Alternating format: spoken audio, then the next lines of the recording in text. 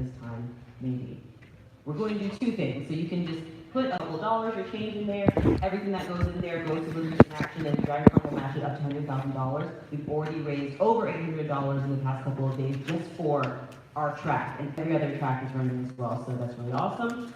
We also are going to be auctioning off a drawing that they're going to be doing up at the front. So if you are interested in doing that and putting in a little bit more than $1 or $2, come and find me. I will be over there.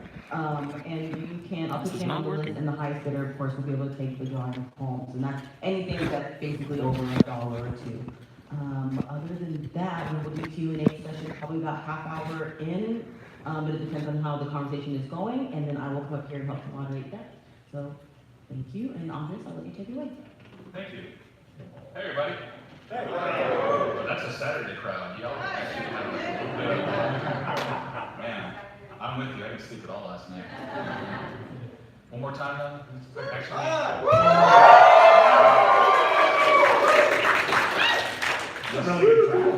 Yes, I am that guy. I'll make you cheer twice. So, I want to let these fine gentlemen introduce themselves real quick, fine in every way imaginable. It's because he doesn't remember our name. I'm actually illiterate. Great, Sam. Great job. Well, that's why literacy and action is so My name is Tad Stones. I created Darkwing Duck and the TV shows, many of them on the Disney Afternoon. Thank you.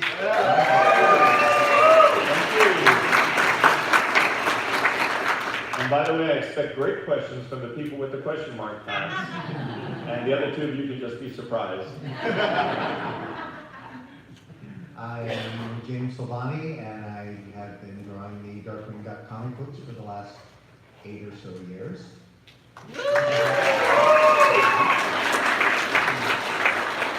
And I am Aaron Sparrow, and I write the Darkwing Duck comic books that James Silvani draws.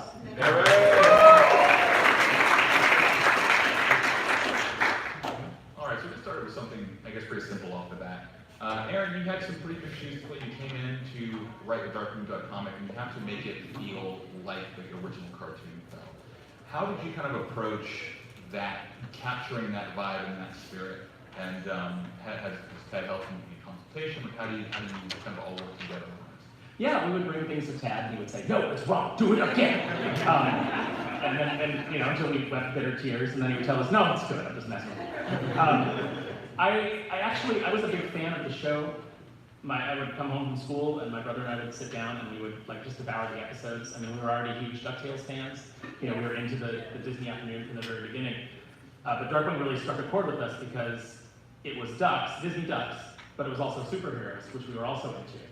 And it had spy elements. We loved James Bond. There were all these things mixed in. It really was kind of Disney's first Warner Brothers style humor, and just an homage to many different genres, and they all mashed together so well. The Darkwing universe is so expansive, and the characters are so rich. You can tell a horror story, you can tell a straight superhero story, you can tell a spy story. And because it's got that heart, with Darkwing being having an adopted daughter in Goslin, you get that Disney heart as well. So there's a lot of elements to play with. So we knew we had a huge responsibility going into it.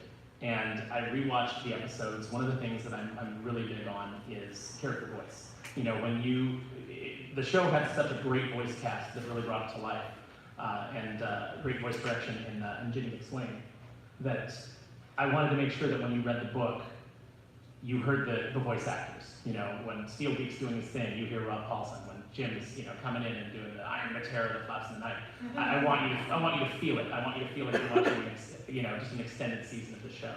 So it was a huge responsibility, and even though I was already a fan, I really did my research and watched it over and over again until I felt like I had the tone and the voices correct. Considered research.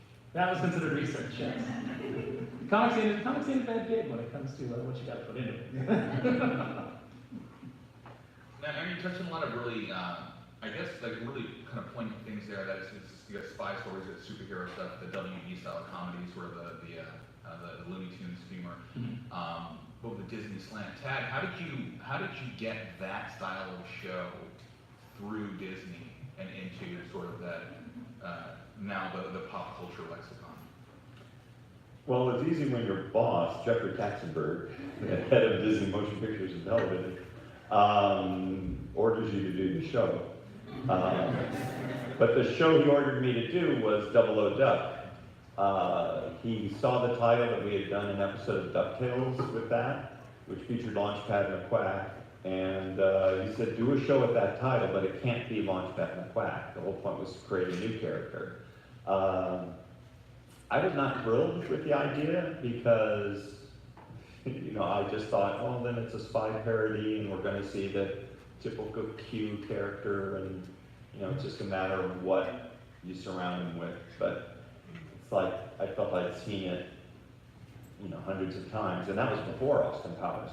But anyway, so I proceeded to do a pitch, you know, along those lines, and I faked enthusiasm, I believe, but I wasn't a huge fan. It didn't click with me because it was just a parody. It didn't have the Disney heart or sense of family.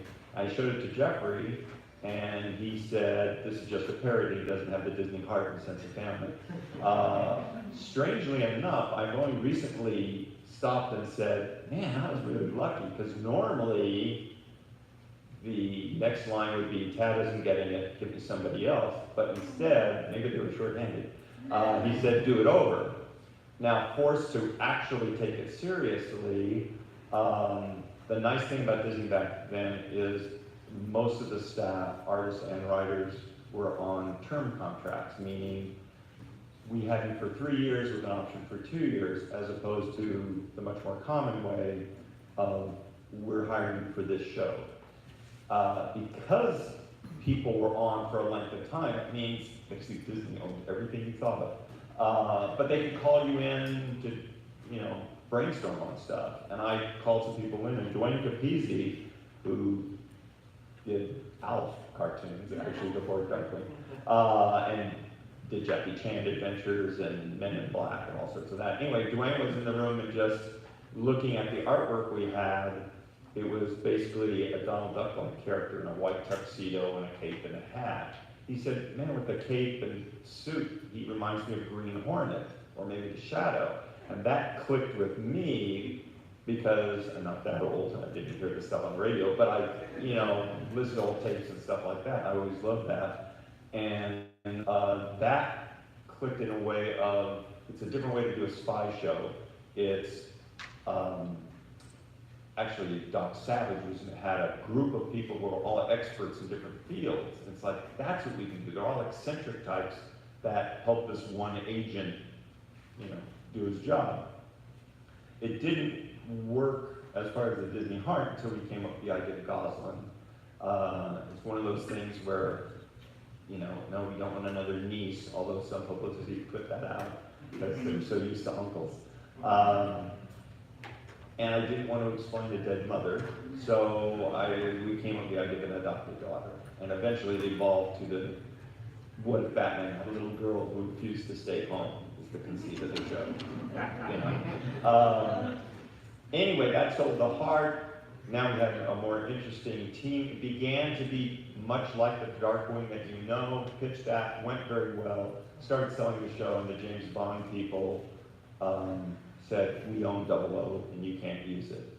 So we had a contest, came up with a new name, Darkwing Duck, and freed of the spy stuff, even though it's still part of the show, let me go after what I loved about my childhood, which was reading Silver Age DC comics, which made no sense at all. It's like Batman had alien adventures where the aliens can't see the color red. Let's rub ourselves with red berries. Oh, we're invisible. You know? I'm going to wear a rainbow cape, or a yellow cape, or whatever. Jimmy Olsen gets a big giant head because he's super evolved. Let's do that story 5 more times with Superman and Lois Lane and the Flash and all that. Hey, giant turtle boy, Jimmy Olsen. Anyway, Flash turns old, Flash turns into a puppet. Anyway, loved all that stuff. Loved the very loose, as in non-existent continuity.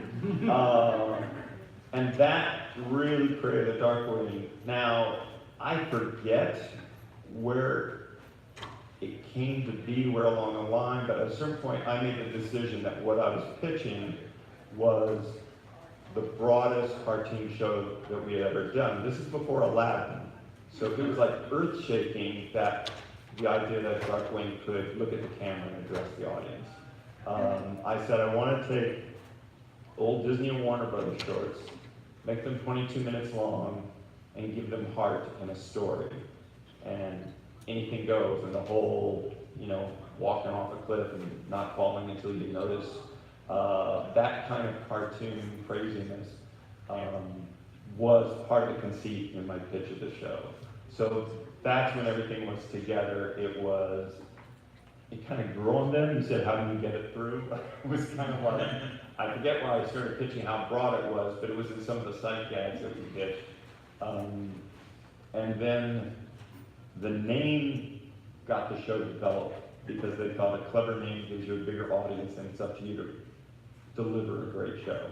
And they liked Double O Duck. When we lost the name, it was too late. We were like ready for production. They had sold it to syndicators. And so we were on our way with what became Darkwing Duck. You mentioned in sort of that initial design document that cape and hat was still a part of it.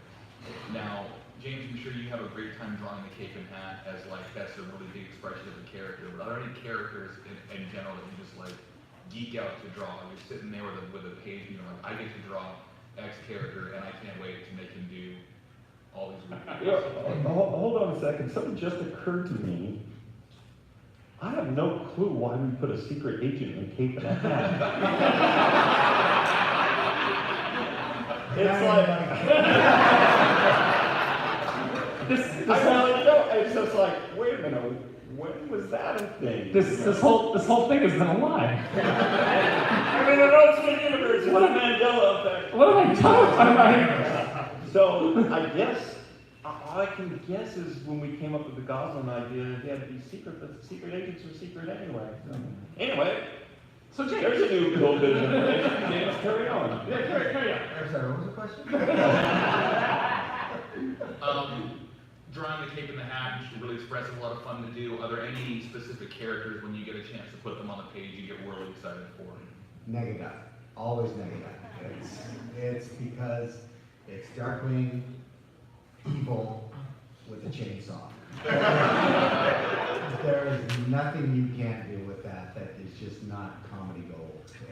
I have so much fun, because if you think about it, there's Disney villains. Disney has the best villains anywhere. You got the evil stepmothers, you got the evil queens, you got the whole thing.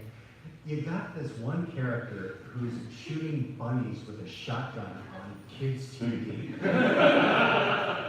And if that ain't the best thing in the world to draw, I don't know what is.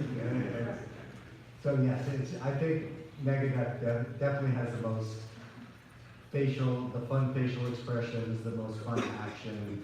Especially, I got to do a whole sequence of, it was just 4 pages of Darkwing and Negaduck fighting each other, just a straight out brawl. And Negaduck would always pull out a bigger chainsaw out of some bit of his cape, and it just got crazier and crazier. And so yes, that is a hands down simple question. You drew him at one point with a chainsaw that had many little chainsaws.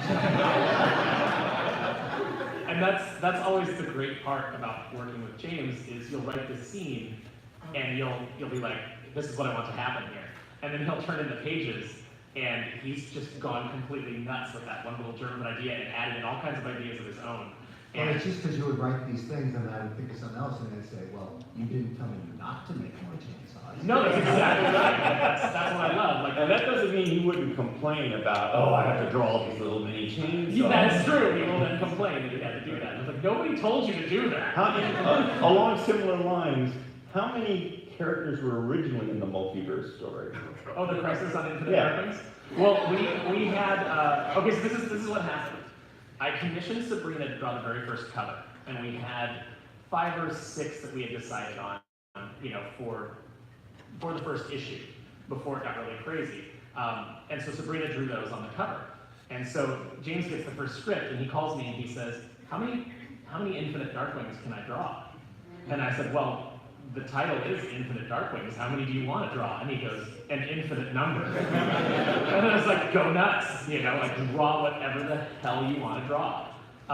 And he just, like a lot of people, that's still their And very James likes bowling balls. So. Yeah, James like well, originally it was Sandwich Darkwing, and I was like, there's too many sandwich jokes. Sandwich is dumb. Make it a bowling ball, because then the villains can all be pins. And we never ended up showing the villains, but like the bowling ball Darkwing became one of the fan favorites, along with Quiverwing Duck. Yeah, I think we counted up and there was I think like 630. Yeah, 630 different Darkwings from different dimensions. In the 4 issue series. Yeah, that story's never going to be animated. Well, from a design perspective, rather than drawing 630 Darkwings, you have these iconic villains. Like, how did where did inspiration for these villains come from? You've got a plant bad guy, you've got electric bad guy, you've got all these different sort of elemental bad guys, but they're all so unique and so, they fit in the world so perfectly. What was, I guess, sort of the design process behind them? It was, again, Silver Age. That way we'll give you a chance to talk.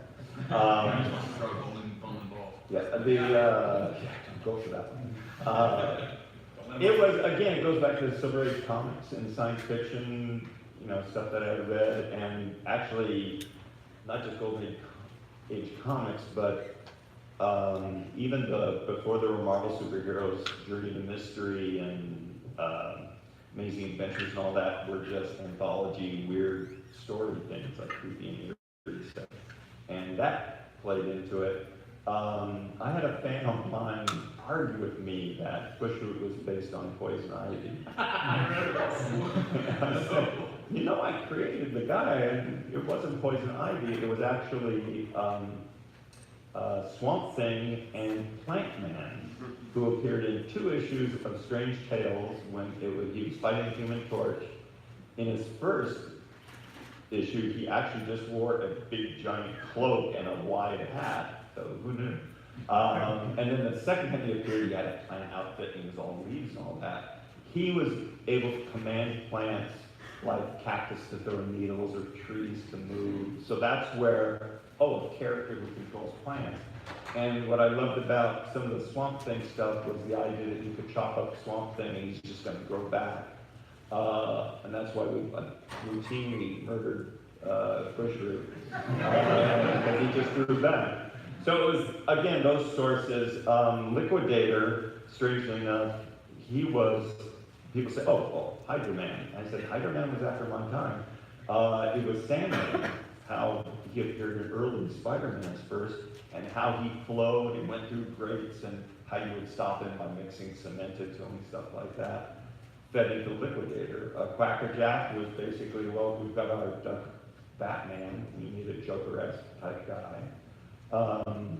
And then eventually Paddywhack to try to make him even scarier. So they were all that kind of conceits. I loved Electro and Spider-Man, and that became Megavolt. But what made Megavolt was his personality, and the guys who were writing him, who even pushed him, crazier and crazier. And then, of course, I was dealing with superhero conceits, and at a certain point, you need a superhero team, which means you need a team of superhero villain, or a supervillain team. And then it was just like, who can we pull in with our wilder guys? So, that was it. And a lot of those, sometimes I would do a little quick sketch of what I had in mind, but then our design team would take it from there. And sometimes it was close to what I came up with. Other times they were inspired and went in a whole different direction. All right, I like that. This is really cool. Now, I don't think that we'd be remiss if we didn't address some of the more recent Darkwing situations happening. There were some teasers at like D23, and Darkwing has recently appeared in the DuckTales show, but not as we expected. I am curious to know if you guys have anything that you know or can share or are excited about, or We don't know anything. We've seen that.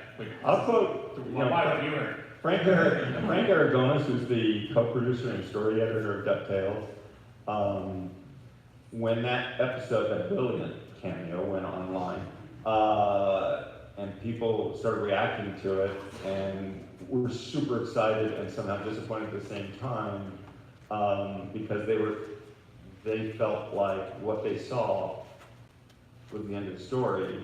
What I've been telling people all weekend is nobody in DuckTales gets their stories told in one episode. And you may think, there are stories that aren't going to be paid off till second and third season.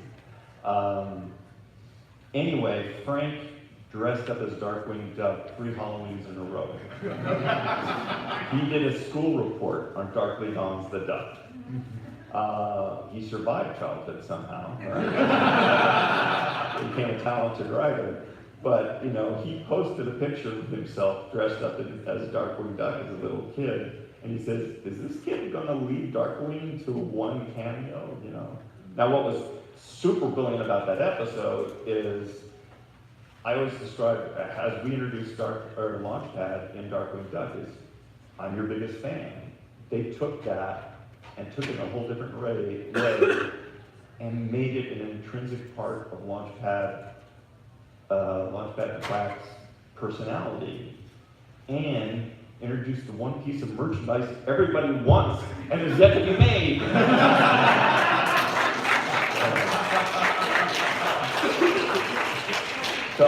So I will say that Frank from day one has made no secret that there's a spin-off show he would love to do. He says it's the worst kept secret in Disney.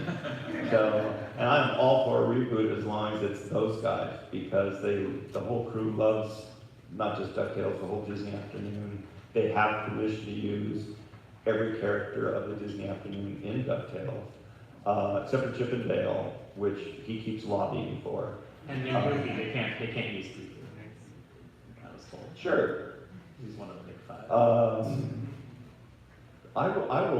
I will cut them off at nothing, because I believe Mickey will sooner or later show up in that show. I think Mickey should show up on there. I think they've proven that they have the ability to handle any of the characters. And when you say they're one of the big 5, it's like you realize Donald Duck is part of the show too. I don't know who that is. Anyway, I absolutely love that show. Is he the one who's really lucky? Quite the opposite. Oh. Anyway, those guys are holding the depths, and we're cheerleading them on as far as any future Darkwing stuff, but that's up to Disney. And I think Disney is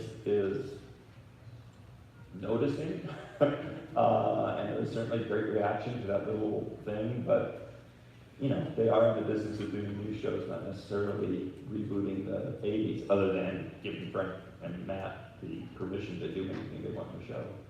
So who knows? Here's hoping.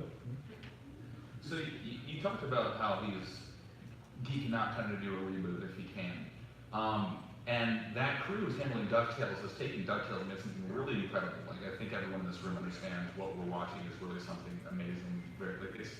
It feels modern, and it has that serial kind of vibe, and you've got a consistent story, and you've got through lines, and you've got arcs and all this really good stuff. How do you think Darkwing would change relative to its original kind of iteration in a reboot in their hands? All I know is that if they rebooted Darkwing, it would be as different from the original Darkwing as DuckTales is different from the original DuckTales. I mean, that's a given, because they're not supposed to do the same show. And they did that brilliantly, so... Yeah, I'd say it would that would be the biggest thing. It would capture the same heart, the way that DuckTales captures the same heart. That would still be important. But, they would bring a modern sensibility to it and add a bunch of craziness that, they didn't get to do on the original show. Mm-hmm. So, I mean, again, I got to back Tad up.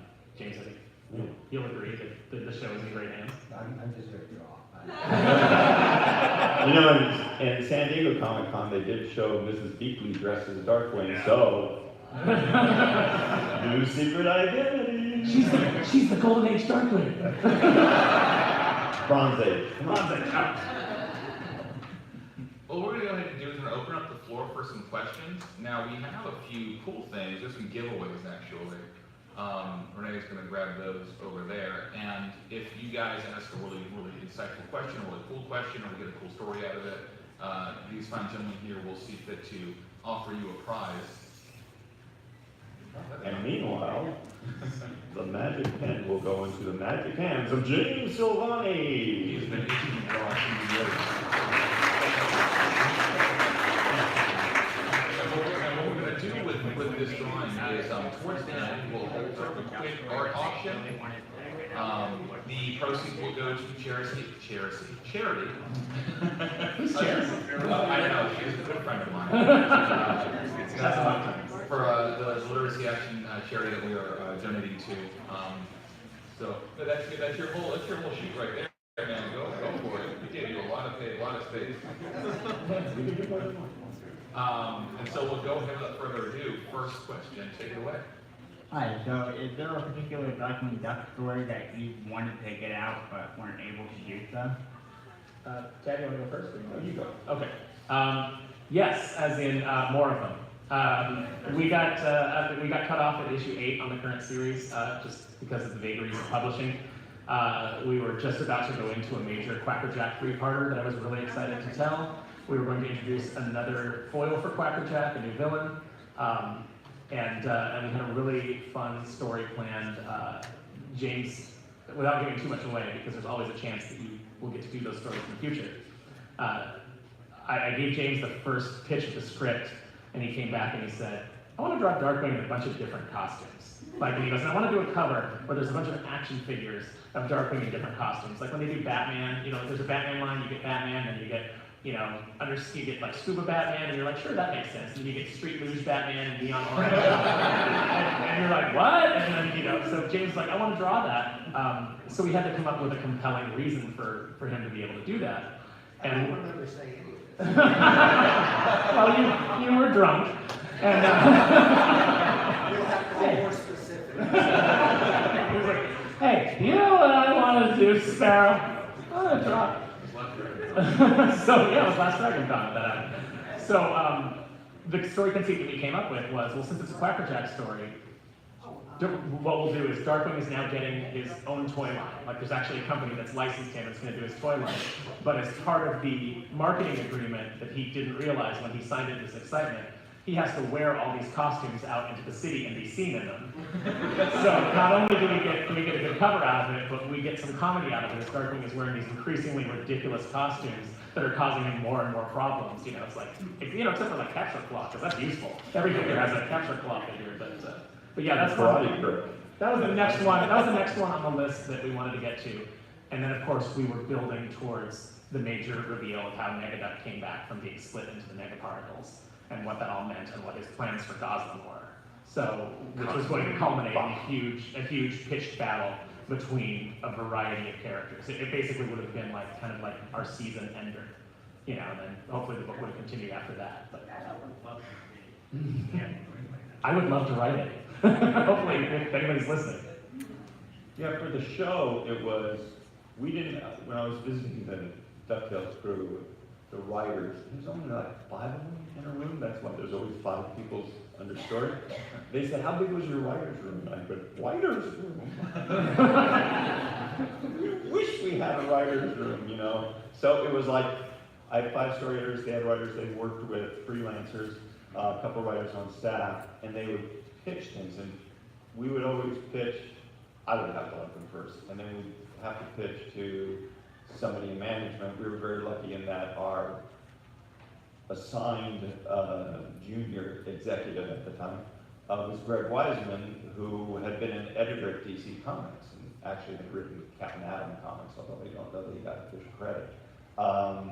So Greg knew all the Silver Age references and all that. But I bring it up to say, for every 4 premises we pitched, there were a lot more pitched to me. And then out of those 4, not all 4 would go. So it wasn't like I really want to do that. It was like, these are ideas, we'll turn them into something great. Just give us permission which one to do. We were very lucky in generating, we were only doing 65 Darkwings. And so we started winding down, and then ABC said we want 13 Darkwings, and they got to pick from existing shows, some that were fully animated, some that were kind of animated or in storyboard reel, or actually just storyboards. And we would only show them a few at a time. And if they didn't like something or tried to give notes, we would say, oh, that's okay, you don't get to give notes, but we'll just take that one back and give you another choice. So that was cool, because then when we thought we were ending and kind of had a little bit of brain rest, we got to do 13 more episodes to replace those. And then the same thing happened. ABC wanted a second season. We thought we were done with Darkwing, and they said, no, we want 13 more. This time they were able to give notes, and we had to pitch premises to them. But still, we had the advantage of, we thought the show was over, and we were kind of had a little break. So that helped generating stories. But there was no specific story that, oh, I want to do pasta. You know, it was something I pitched, but, you know, I hate pasta. And the whole, why are the two origins of Negaduck at the end of the first episode, I said, I want more Negaduck. And the writer said, how can we do that? It'll be the same story, we have to split Darkwing. I said, no, I hate pasta. Nobody likes pasta. To just do more Negaduck, and this goes to the tone conceit of the show, is they said, how do we bring him back? I said, you don't talk about it, you just bring it back. Which is what informed the first issue of the new series, because we were dealing with a cut-off storyline, because we had to replace part of the boom run as canon. And James and I were talking about it, and he's like, well, how do we have to spend real estate in the first issue explaining how he came back. And I said, what would Tab do? Tab would just bring it back, and that's what we're doing. When we got a plan, we'll get to it down the line. Great question, those. Thank you. Is it great enough for a prize? I mean, you're the prize awarder. Let's give this man playing cards.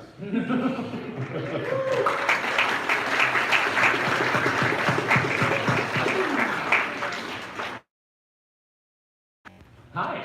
First of all, thank you for making the show. You're welcome. And, change your mind. So I'm asking a different question. Take a vote back there. No, whose question? It's like Family Feud. No. No, I just thought of a better one that I'm more curious about actually.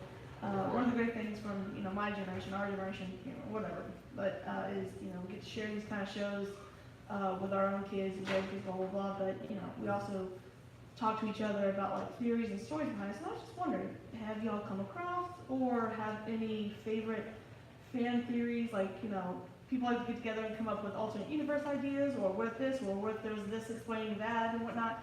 So if y'all follow any or have heard of any for Darkwing Duck, do you have any that you particularly like? I don't know, maybe That needed more specific. Aaron may have a better memory than I do. Well, I know that for a fact. I have a memory. I know I've run into some where it's especially Disney fans connect dots that don't necessarily exist. But, but as I said, that was not Darkwing to me. That was when Aaron started writing the comics, and editing the first series. He picked up the show, or he picked up the story as if the show had ended, 3 months before, 6 months before? Yeah, it was like we basically get So it was like a he started with continuity in mind, much like the DuckTales guys, because that's modern storytelling.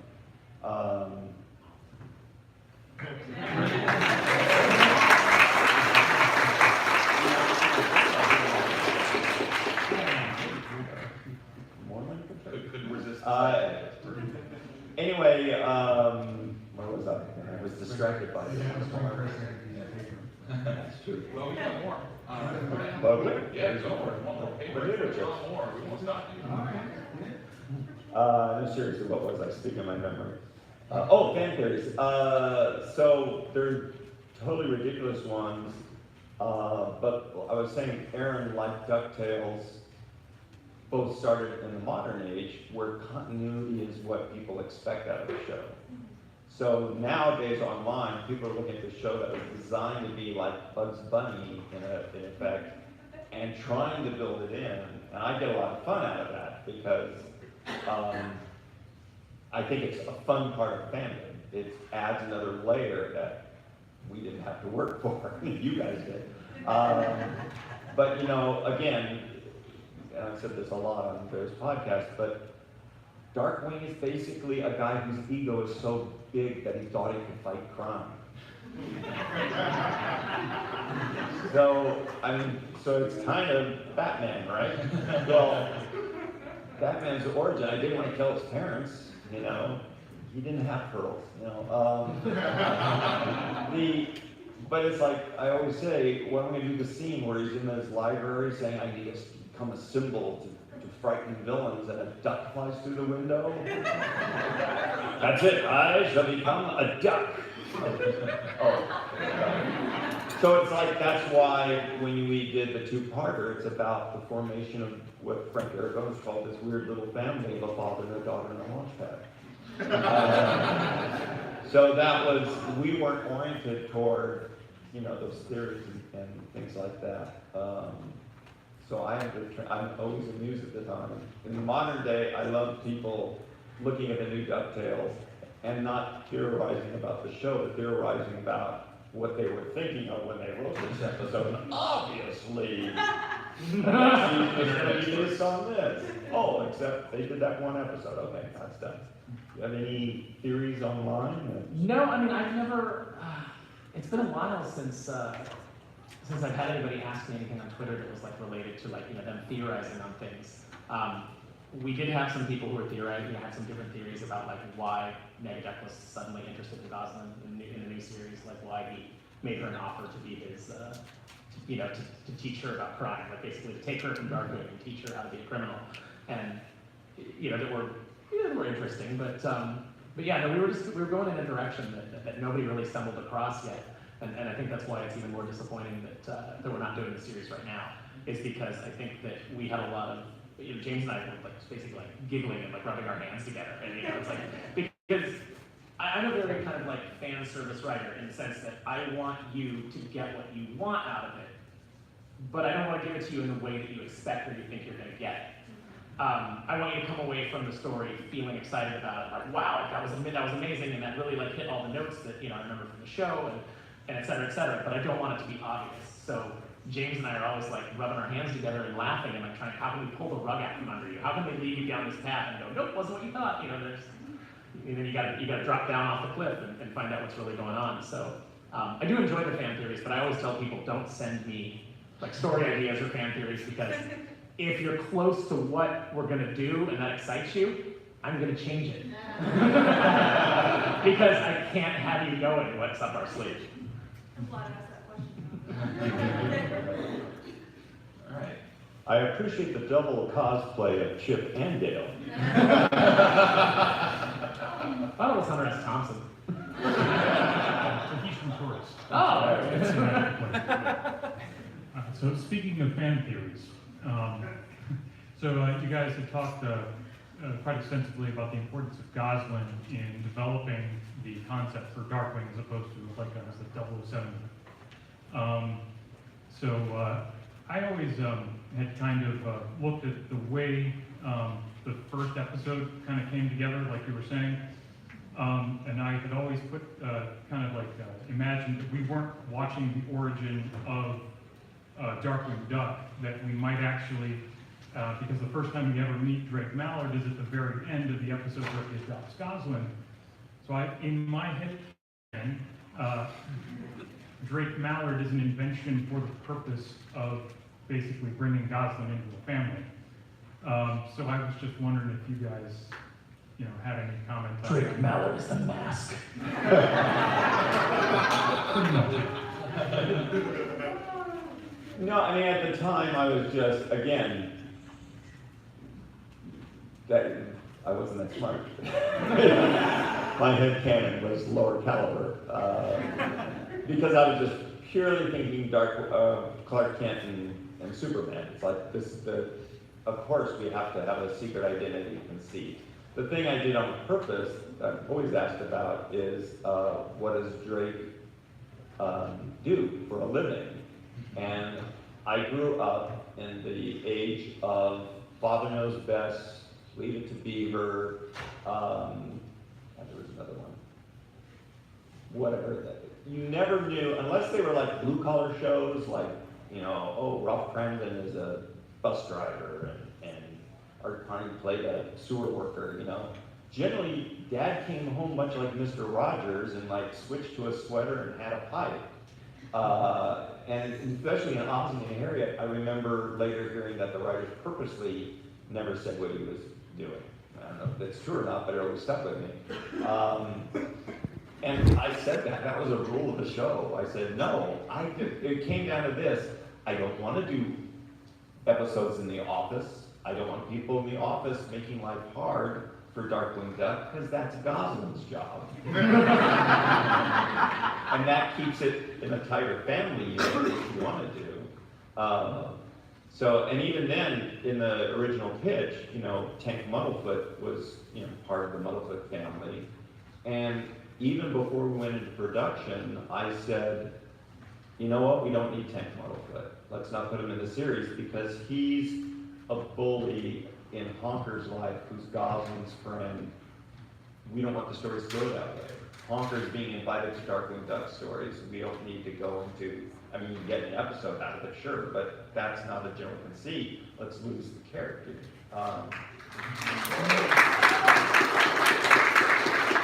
That looks nothing like Tank Muddlefoot. Anyway, the idea was, again, focus on the Type family, but my boss by that time was the one pitching Darkwing, because we would do these card pitches with illustrations, we would just flip them over. At a certain point, he takes over and does it around the United States, and different syndication people, and all of that. And I told him that, well, we should lose Tank Muddlefoot, and he says, but that always gets a laugh, because in the card pitch, he says his brother, Tank, and just the drawing and the way it was revealed always got a big laugh. So Tank was in a few episodes, and then I sent him upstairs with Richie Cunningham's older brother. Yeah. He's upstairs. I brought him back down. Well, exactly. Again, Aaron started day one. Here's his job. But that was continuity, and that's modern comics. And it was just a conceit too. We never planned to keep him working in a cubicle. It was just a conceit to start the story off and put him, just put him in a different situation that you'd never seen him in. It was basically like we'd never seen him at a job. We'd never seen him in a soul-crushing position in a cubicle. What if that's where we started out? His relationship with Launchpad is strained. Gosling's going to an expensive school, for spirited youngsters, and that's why he's like working his cubicle job, and these robots have come in and taken over all the crime fighting. So we kind of like gave you a broken Darkwing at the beginning, which I thought is probably a lot like Darkwing was before Gosling came into his life. Like if you imagine that Drake Mallory was not a creation of Darkwing, but was who he was when he wasn't out fighting crime. It just kind of interested me because I just imagined him just like kind of like kicking around the house, like, what do I do with myself? Well, I'll go fight crime. And I made the joke before that I wanted to do a mini-series and have Tab write it. That was, the announcement would be called The One True Origin of Darkwing Duck, because he had 5 origins on the show. And then it would be like, oh, I've got to know what the one true origin is. And then Tab would write 4 different origins. And then at the end, we would just have, we would just do a throwaway gag with Gosling saying, how did you become Darkwing Duck anyway? And it cuts to like the Batman thing, him brooded and saying like, there sure is a lot of crime in this city. But instead of something coming to the window, he just turns and there's just a wall of gas guns and hats. And he's like, I've got all these gas guns and hats. We've got about 15 minutes. We'll do a lightning round. So Lightning the round. question we'll answer is like. Did she get a prize? Because that was Yes. Did she get a prize? Did she get a prize? Who got a prize? I've only given out one prize. You only got one prize? There you go. Who did what were we just talking about? Chip and Dale. All right, next question. So we brought up issues of continuity and the initial 2-part episode, and that's good because my question kind of deals with both. And one of the things that stands out to Darkwing Duck for me, as opposed to cartoons at the time, is the amount of death on the show. In the very first 2-parter, Gosling's grandfather dies. At the end, it's presumed that Taurus Bulba dies as well. And he doesn't come back for a very long time. In Bushwick's origin, he murders his associates outright. So. No, they're back. Never mind. Hey, Taurus World is comic book rules. If you don't see a body, I understand that now, but as a child, it blew my mind a little. My question for you, Mr. Stones, is did you ever have any issues with censorship from anyone as a result of either this or anything else? actually not for that at all. And it was with her grandfather dying, that was, I mean, that kind of, again, I started Disney and Disney features, and that kind of death is routine in features. Fathers dying, and Belle being left alone, and vacant moms all over the place. So that was kind of like part of the setup. Bushroot, those guys deserve to die. They were mean and stuff like that. So it actually never occurred because of the tone of the show. Remember, it goes back to, how many times did Daffy Duck get a shotgun in his head and making his feet go around, That was the world we went in. The real pilot for Darkwing Duck is the episode called That Sinking Feeling with Professor Moriarty. And I say a real pilot because that's the first script I wrote. It was meant to show this is the tone of the show that we want to do. And in that one, it's like in Act 3, everybody is suddenly in baseball uniforms. And it's not like there's a rap off screen or something like that. So we never got, hassled by the censorship. The one time I actually, even though it was a syndicated episode, I called up the censor, the S&P person, at ABC and asked her advice, was in the episode Dead Duck. Where we killed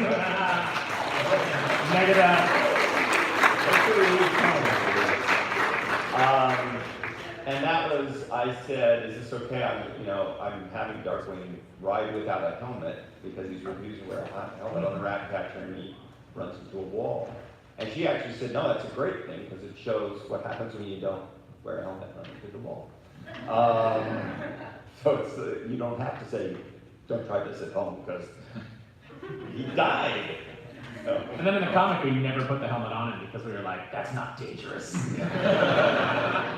All right, lightning round. What's next? Lightning round. One more note on that, what was funny is that, obviously we started doing comic books 8 years ago when standards have changed a little bit. Now it's thinking, oh, well, we can't do this, and, we can't do that and those kind of things anymore.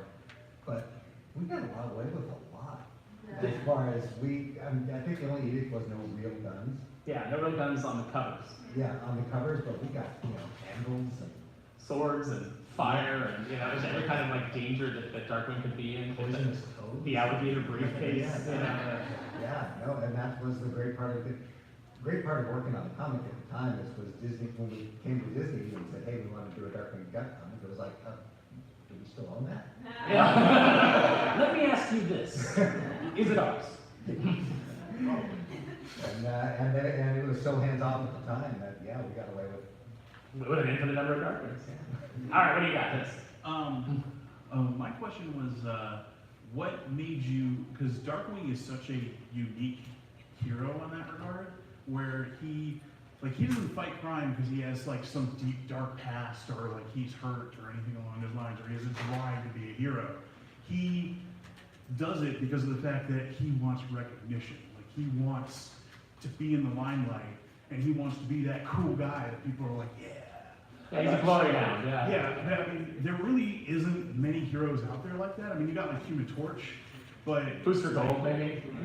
Booster Gold, actually, exactly. So, I don't think it's a splitting hairs, perhaps, but Darkwing doesn't become a hero to fight crime and get notoriety, or he decides there's crime out there and it should be fought, and of course he's the guy to do it, but he wants credit. Well, I mean, there's an entire episode where he literally destroys almost stops the day to be saved because of the fact that someone else is in the limelight. Oh yeah. Well, again, that was that, but that's not about his motivation being a hero. That's his taking credit, and that was.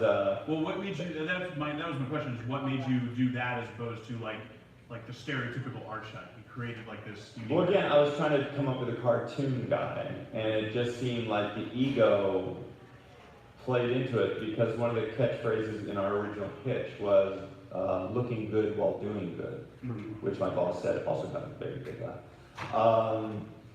And so that is what, just we played on that more and more and decided just to push it to make his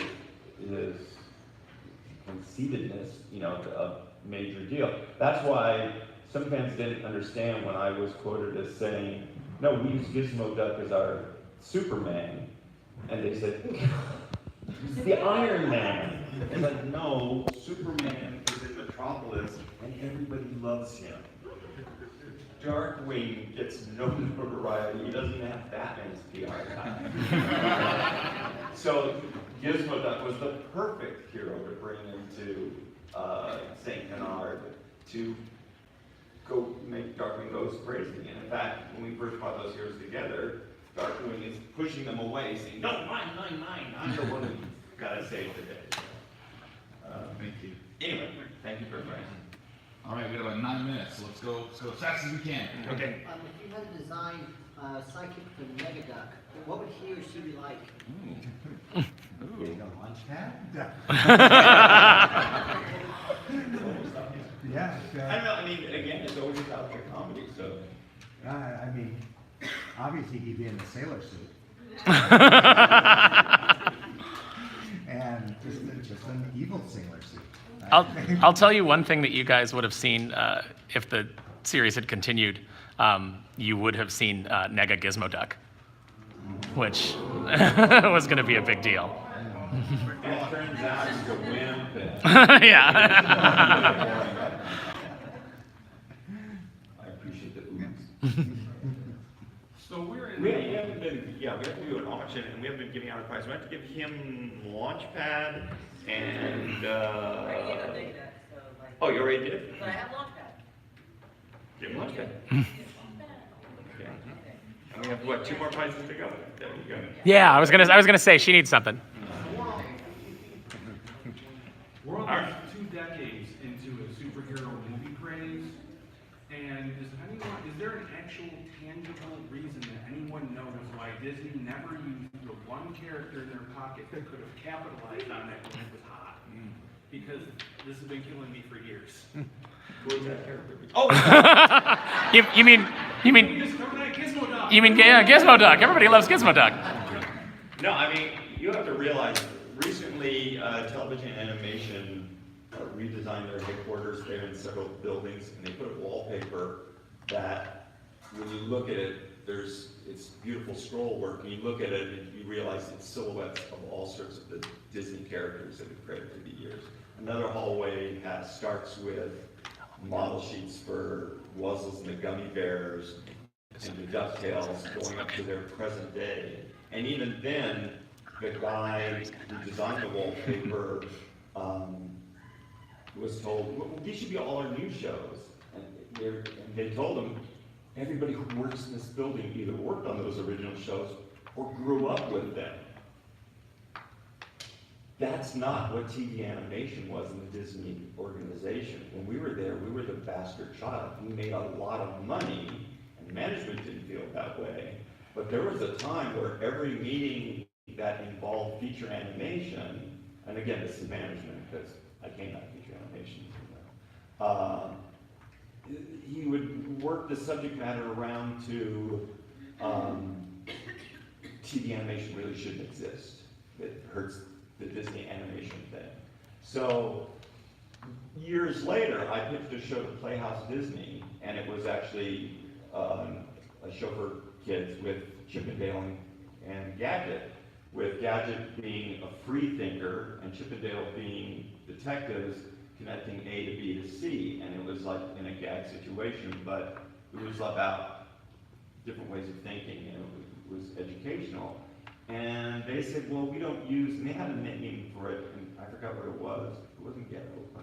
It wasn't tertiary characters, but as if saying like all those Disney afternoon characters, they're really down here. You know, we aren't supposed to use them. So when you say, why didn't they use this? It's like, it didn't occur to them. It took fans moving up in the Disney organization to at least middle management, and suddenly you saw Darkwing Duck vinyl figures of those, the Tokyo figures where you paint one, yeah. And that was like the first stuff, and then that started growing. So part of it was basically people saying, wait, we made a lot of money with this stuff. George Lucas told us at the time, said DuckTales is syndication television what Star Wars was to the movies. That's how big it was. And yet, because we moved from what was the Disney afternoon to one Saturday morning, at the same time there was a huge management change, that there weren't a lot of executives that had the gut memory of those characters made tons of money for us, whereas Warner Brothers has never not had Scooby-Doo on the air in one form or another. You know, they appreciate it. And what else can we do with Fred and Barney, you know? 4 minutes, Mr. Skellis, 4 minutes in the ball game. Which, well, to that point, And give him the little Disney pack there. Yeah. we do have 3 art pieces we want to auction for charity. And I know you have a question, but you guys have like a booth set up, right? Y'all are in the comic artist center, right? We're in the America's Mart building, 326, So sorry to kind of cut 328. you guys off on the last 3, but if you want to ask some questions, I think they might kind of, they'll be at their booth in Art in America's Mart, and you can get your questions asked then. For right now, we're going to do a quick charity auction. You're taking a big selfie. You want me to hold that for you? Let's just hold it up so we can all say goodbye to the live stream. Well, There we go. oh, hi. While they're doing that, so first, thank you everybody who donated. We actually have 70